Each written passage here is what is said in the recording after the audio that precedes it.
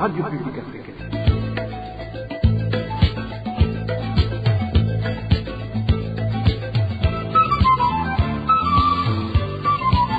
Radio Publique Africaine.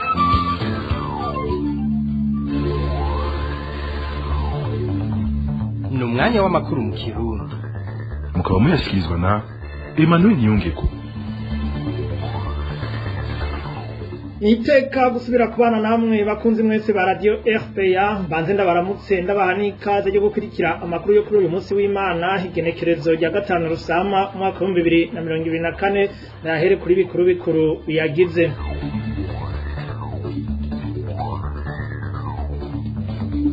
Mugwizatunga asanzwe acukura ubutare muri komine Kabarore intara ya Kayanza harakekwa kuba yarafungishije umwe mu banyagihugu bivuye ku itongo ashaka kumunyaga ku nguvu muca mu vyumva mu ntango zano makuru. Umwe mu banyagihugu bo muri zone Gasenyi muri komine Buganda intara ya Cibitoke baridoga ko umwimbo wabo w'ibigori uri kurononekara kubera utaragurwa n'ikigo Anagesa. Muri Fuzinet naho urunani rw'amashirahamwe yishinze kubura inzara bavuga ko ukwivanga kwa leta mu rudandazwa rw'umwimbo w'ibigori bishobora kunyura ubuzima bw'abanyagihugu nyarucari. Turaza no kubabwira ibijanye n'inyuruzwa ry'isukari yari igenewe abanyagihugu bo muri zone ya Muhweza muri komine Rutovu intara ya Bururi. Nariko nca ku masonga mukanya idonido.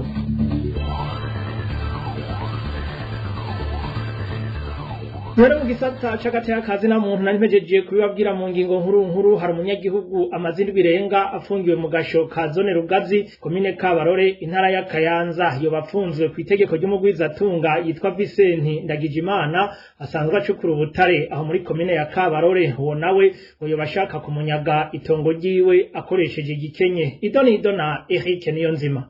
Uwo munyagihugu ku mutumba Kivuvu muri zone Kabarore mu ntara Kayanza amazindwi renga mu gasho ka zone Rugazi yitwa Nizigimana Alex yafashwe n'inyamiramabi yitwa Inosa ikorera muri zone Rugazi atamutaye wo kumuhagarika ifise. Iyo nyamiramabi yamubwiye ko ahagaritswe ku itegeko ry'umugwizatunga yitwa Ndagijimana Vicente asanzwe akora ivyo gucuruza ubutare muri komine Kabarore asanzwe avukamo. Jewe nitumye kugufata ufashwe ku itegeko rya Ndagijimana Vicente. Aramubaza ati none Vicente jewe anyagereza iki tugende igihe cyose azovuga yuko urekurwa uzocurekurwa niko gucamutwara rero. Amakuru ava muri komine Kabarore avuga ko Nizigimana Alex yobahugwa ipase yiwe agomba kunyagwa n'umugwizatunga Ndagijimana Vicente. Ico tubona yoba ari karazira ahubwo paripere kiyo bashaka kumutera ubwoba kugira bamutunge atobye umwaka gasho ari uko yemeye gusinya yuko iyo paripere ayihebye. Mu muryango we bavuga ko bafite amakenga kubijanye n'umutekano wiwe basaba ko yofungirwa mu gasho kazwi akumvirizwa n'ubutungane. Turasaba rero n'ukuri ko mu maguru masha uwacu yoshigwa ahabona kuko ahafungiwe ubu gushika ubu n'umutekano wiwe ntawo twizeye biratera amakenga gose gupfungirwa mwakija kibanza kitemewe n'amategeko. Tugasaba kandi ko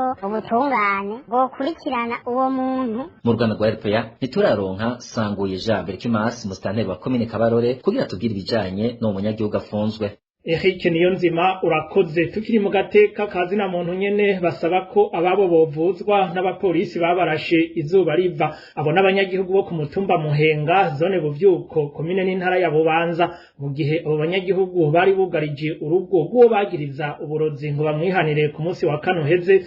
Abapolisi mu gutabara barashe muri abo banyagihugu abarenga 8 barakomereka. Ni nkuru dushikirizwa na Elvis Niyomwungere. N'umupolisi yarashe nk'umwana yamurashe jewe duhagararanye yamurashe ariko mukomera amashi ariko rero ntiyarabye ibyayo mashi yiwe yaruhutse amurashe kandi bitaye ko hariho n'umuwopeji nyene yitwa Emmanuel akorera ku gasho ka komine Bubanza. Uyu n'umunyagihugu ku mutumba Muhenga zone Buvyuko komine n'intara ya Bubanza. Ku munsi wa kane rero abanyagihugu kuri uyu mutumba eka n'abandi bazananye mu yindi mihingo itandukanye bazindutse bugariza urugo rw'umutama bagiriza kuzura abantu akabakoresha ari bazima kugira ngo bamwihanire. Abapolisi vyitwa ko baje gutabara bahavuye barasa muri abo banyagihugu abatari bake barakomereka. Abanyagihugu bagasaba ko iruhande yo gushingizwa mu butungane abapolisi bavuza abo bakomerekeje na cane ko bakoze ibinyuranye n'amategeko abagenga. Aha bagatanga akarorero ko umwana yavunitse igufa abavyeyi biwe nabo bakaba ari bantu nikora badashoboye kumuvuza. Twebwe abanyagihugu twasaba yuko nk'abo barashwe ko bovuzwa n'abo bapolisi babarashe. Hariho nk'umwana yitwa Ndamuhawenimana Vianney, uwo niwe barashe, nibonera jewe nyene igufa riraturika namujanye kwa muganga, ariko ubu harimwo icuma, rero murazi ko icuma aragiye kugwa amafaranga menshi. Rero twasaba rero abapolisi bakoze iryo bara ko bovuza abo bantu bakomerekeje, kuko abapolisi bajejwe gucungera abenegihugu, ntibajejwe kwica abenegihugu. Se w'uwo mwana wewe ntako afise yikora, ntawe nikora, se we yitwa Bukuru Alex. Rero twasaba ko abapolisi boshengezwa. Abanyagihugu bo ku mutumba Muhenga bari bahari bakaba bamirira kure ivyashikirijwe n'abajejwe intwaro muri komine Bubanza ko hoba hari abanyagihugu bashatse kwaka inko abapolisi. Hariho ibivugwa yuko ngo hari ngo abanyagihugu ngo baba bashatse kwaka inko abapolisi. Ivyo sivyo na gato, uwo muntu yarabeshe sivyo kweri, sivyo na gato, ivyo sivyo. Abo bantu n'abashaka nyene guhuguza kugira ngo bacafuze abenegihugu. Nano nta munyagihugu yokwaka inko umupolisi kuko nticokunda. Uwo muntu yarabeshe kweri. Abajeje intwaro muri komine Bubanza bemeza ko hakomeretse abanyagihugu babiri, mu gihe abanyagihugu bo bavuga ko hakomeretse abarenga 8, harimo n'abatinye kuja kwivuza kwa muganga kubera ngo bohava bakurikiranwa. Elvis niyo mwungere. Tubandanirize mu bijanye n'intwaro. Abanyagihugu bo ku mutumba wa Gasenyi Rirare, zone Gasenyi, komine Buganda, intara ya Cibitoke basaba ko ikigo Anagesa co bagurira umwimbu wabo w'ibigori canke bagahabwa uburenganzira bwo kujana mu isoko. Abo banyagihugu bavuga ko umwimbu wabo uri kuraborera mu mazu kandi ari wo bahora bikorako mu kwikenura. Dani Claire iratwumva mwidonido. Ku mutumba wa Gasenyi Rirare muri zone Gasenyi, abanyagihugu baho bavuga ko atanari ikigo Anagesa kirigera kiza kubagurira umwimbu wabo w'ibigori kandi hasanzwe hubatswe ihangari yagenewe ico gikorwa. Kubw'isoko ryacu uko kutabagurira umwimbu bagatako bakanababuza kuwushora ku isoko biriko birabateza uruhombo, kuko n'imirima yahora ifumbizwa kuduhera tuvuye mu mwimbu ngo iriko irapfa. Abantu turiko turapfa n'inzara, imirima yaho iriko irapfa, imiryango twari kwikenura ariko ntaco vyashitseko. Imyimbi yaho birimwo irapfa nabi, bora imbeba zirya abantu ntakiri kibafasha kandi umwimbu wari wabonetse. Abanyagihugu bavuga ko ari uguhomba bamaze guhomba, ahubwo aho bigeze ubu basaba kuronswa uruhusha bakagurisha umwimbu wabo ku ntica ntikize, haho kubura vyose ngo barindiriye Anagesa. Ico twasaba rero nuko natwe ibigori birimo biragurwa amahera 1000 biciye mu Kinwabi, nuko utubwira atazoze kirabagura tugapfa kugurisha kw'iryo beyi ryo mu Kinwabi, kuko abantu barimo barabura ivyo bafungura kandi bari barimbiye umwimbu w'ibigori. Mwomenya ko leta yabujije abanyagihugu kugurisha umwimbu wabo ibizeza kuzobagurira ku giciro c'1700 ku kilo c'ibigori. Hirya no hino hakaba haguma hibonekeza bamwe mu banyagihugu bavuga ko ubukene ari bwinshi kuko Anagesa itarabagurira umwimbu, ahandi bakavuga ko itarabaha amahera yabo ku mwimbu Anagesa yegeranije. Ingingo ya leta y'u Burundi yo kwivanga mu rudandazwa rw'umwimbu w'ibigori rero irashobora kuba intambamye ku miryango naho nikora. Biri mu mwihwezo w'urunani rw'amashirahamwe yishinze kubura inzara Fusenet.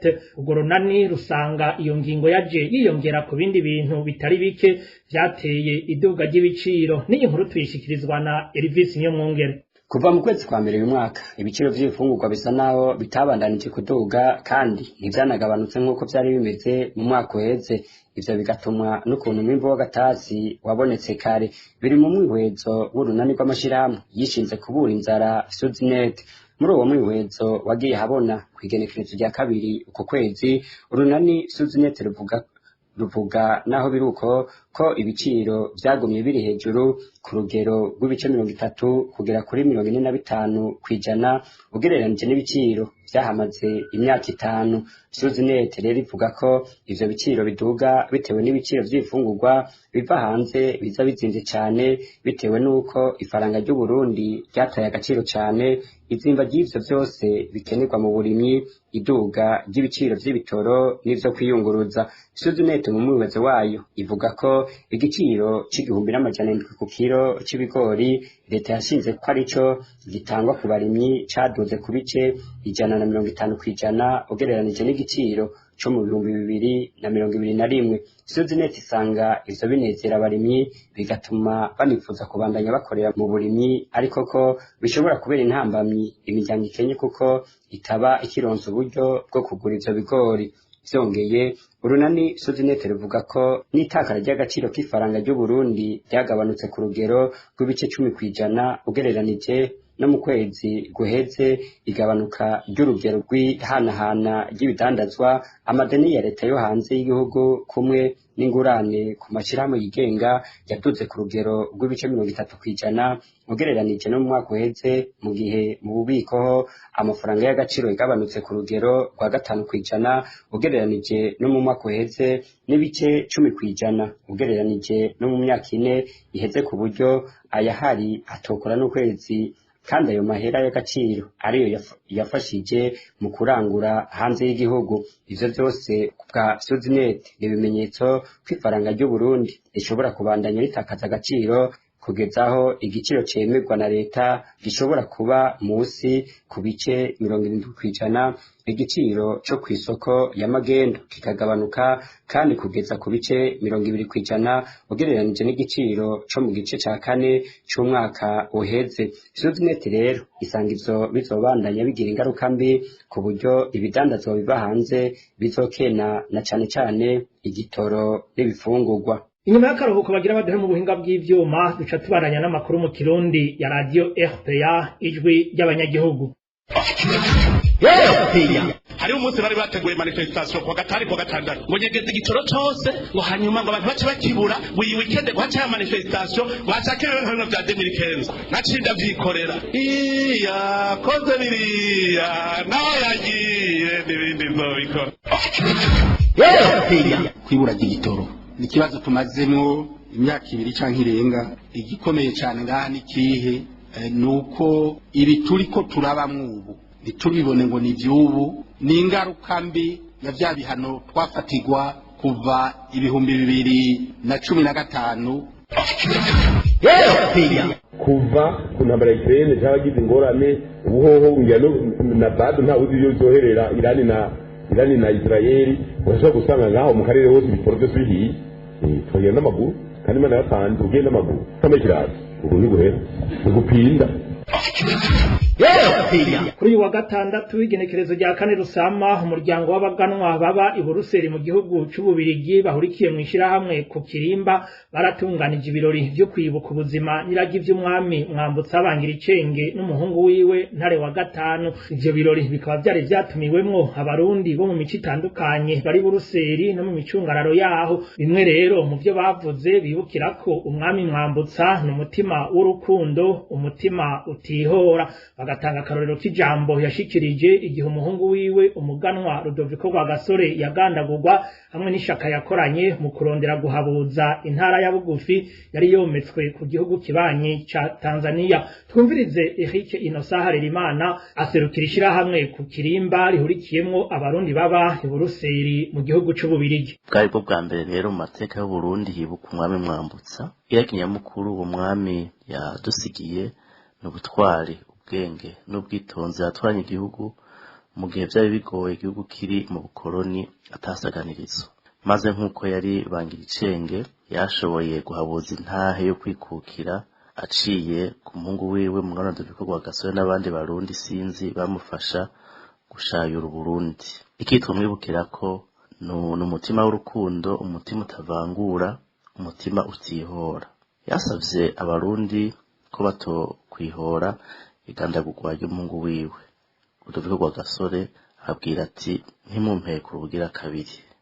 Yari umwami w'ijunja yubashwe n'amakungu, yari yanafashe ya mbere mu gushinga n'abandi bakuru b'ibihugu ubumwe bwa Afrika, aho yiyamiriza adatinya intwaro z'igikoroni, asaba abanyafrika gukora, kwiteza imbere no gutsimbataza intahe yo kwikukira bari bahejeje kuronka. Kubijanye n'umwami Ntare wa gatanu nawe yatwaye umwanya muto, two mwibukira cyane ukuntu yagendeye igihugu cyose umwanya muto akanahumuriza abarundi benshi bamaze kubura ababo mu 2005 cane Muramvya n'Ibubanza yashoboye no gushinga leta yisunze imiryango yarigize Uburundi ico gihe eka anubahiriza ivyumviro vya politike vy'ico gihe nyene kwari kugira ngo abarundi bose biyumve muri iyo leta maze baje ku kivi bazamura ubutunzi banatorera inyishu ibibazo vyari bihanze igihugu. Abarundi n'umuryango banasaba rero ko wowe wese iyo bazi aho umwami Ntare wa gatanu yatawe ko yohavuga maze ukuri kwaje habona. Makuru y'imibano abanyagihugu muri zone ya Muhweza komine Rutovu intara ya Bururi baragiriza umudandaza ajejwe gutanga isukari muri iyo komine kwanyuruza isukari bagenewe. Abo banyagihugu bamenyesha ko uyu mudandaza akingirwa ikibaba na musitanteri w'iyo komine. Uyu munyagihugu wo muri iyo zone hamenyesha ko ku mifuko 8 bari bagenewe mu kwezi guheze kwandamukiza yishika kuri 5 batigeze bayikubita ijisho, bagasaba ko ubwo bunyonyezi buhagarara byanse ngo hofatwa ingingo. Twumvirize uyu munyagihugu yaganiriye na radio RPA. Twebwe abantu turatewe umutima uhagaze n'inyifato yayujejwe gutanga isukari muri komine ya Rutovu mu mazone ane agize komine ya Rutovu aribo Muzenga, Condi, Kajondi na Muhweza. Uwo mudandaza witwa Enoke abatekanije mu cyane n'abajejwe gutanga isukari muri aya mazone. Hari kwigerekezo ya 2024 ndamukiza mwaka wa 2024 aho twebwe abanyamuhweza twabwirwa yuko twokwiyandikisha ko umudandaza asanzwe ajejwe gutanga isukari mu mazone ane agize komine Rutovu ahaza ku Muhweza kugira ngo ashyize isukari ya leta ku giciro leta yashinze 3,500 izone ya Muhweza yari igenewe imifuko 8 ariko hasi imifuko 3 aho iyindi 5 itazi aho yayongeye. Tukaba turonka isukari ku kwezi ariko iyo sukari yo ku kwezi guheze ntiyigeze ishika ikwiye. Hano cyadutangaje kuko twariyandikishije tugiye ku isukari je kandi twiseguranye na musanteri ndakubagize twiyandikisha ariko twagiye tumva ngo ntiyashitse akatiye mu karere. Rero twe tukabona yuko ubwo bunyonyezi ndanaza Enoke abufatikanya na musanteri wa komine Rutovu kuko nibo bajejwe itangwa ry'iyo sukari. Twebwe rero tugasaba ko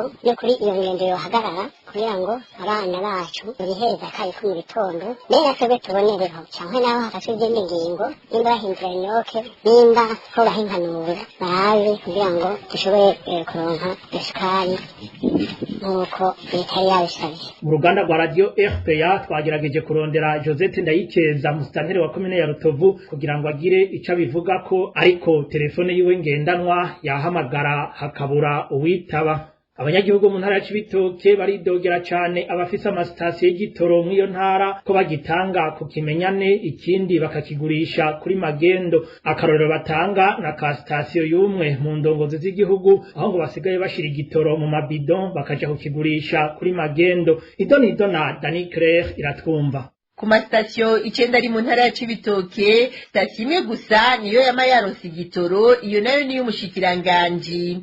Isoko ryacu ngaho mu Cibitoke twaganiriye yatubwiye amanyanga akorwa n'usanzwe akorera ku iyo sitasiyo. Amenyesha ko hari igihe bakivoma mu masitasiyo bagaca bagishira mu mabido aho baca baja kukigurisha kuri magendo ku mafaranga y'umurengera. Ibintu biteye ubwoba kandi biteye n'isoni. Ntibyumvikana ukuntu ibi gitoro ni ku mushikiranganji wa mbere. Hari umukobwa adandaza niwe mugisharwa niwe mugera kirutangaza iyo cyane barashobora guha imodoka 10 akacafunga ngo ndatashe ico gitoro bakakividura ku mugoroba mu ijoro bakaja kugigurisha ku mabido. None niwe igiciro ca leta twakigura 4,200 ibidoro ngacagirwa mu 1,084 igwe muri 184 hama bakamuha 1,150. Iryo soko ryacu rimenyesha ko uwo mukozi wa sitasiyo yigize akamana ngo kuko barabishikirije mugabo nta gikogwa. Uyu munyagihugu akamenyesha ko abantu bakora akazi ko kunguruza abantu n'ibintu bahagaritse gukora, abagishobora kubandanya bakora nabo barihisha amafaranga y'umurengera kuko ico gitoro kiba cabazimvye cane. Yarabaye ni akamana ntako tutagira n'abari bose barabizi twababwira. None tuje kwitwara hehe naho twitwara niyo mpamvu ubona imodoka zanadukamye ko n'igitoro kiguma ngaha mw'ibarabara tukagendera tukarondera icyamagendo. Turabona ubuzima kwiyunguruza kuri mu gihugu byabaye indanza atanu umuntu yagira 5,000 basirahagendera ibihumbi 10-15 probox kuva mu rugombo bishikira ibihumbi 20 nshobora kurira imodoka kandi nawe yakiguze ibihumbi 200 ibido verite ukayigura ibihumbi 220 uronderemo verisema uronderemo rasiyo uronderemo ico gitoro kandi uri uriha dokima urumva ko ari ibintu biteye ubwoba. Abo banyagihugu basaba abarongoye intwaro kuraba ingene itangwa ry'igitoro mw'iyo ntara ririko riragenda kugira kironke bose. Uruganda rwa RPA rwarondeye Kahame Bizoza buramatari w'intara ya Cibitoke kugira agire ico abivuzeko ariko ntitwashoboye kumuronka. Nuko rero amakuru yo kuri wa gatanu Rusama umwaka wa 2024 ni hano tuyasozereye. Abayatororokanije bakoze hamwe n'abahinga b'ivyuma batumye amajwi abashikira. Sinoreka kandi gukengurukira namwe bwe mwafashe akanya ko kuyumviriza. Kuri mikro mwari kumwe na Emmanuel Ningeko nkaba ndabikebanuye mugire amahoro iwanyu.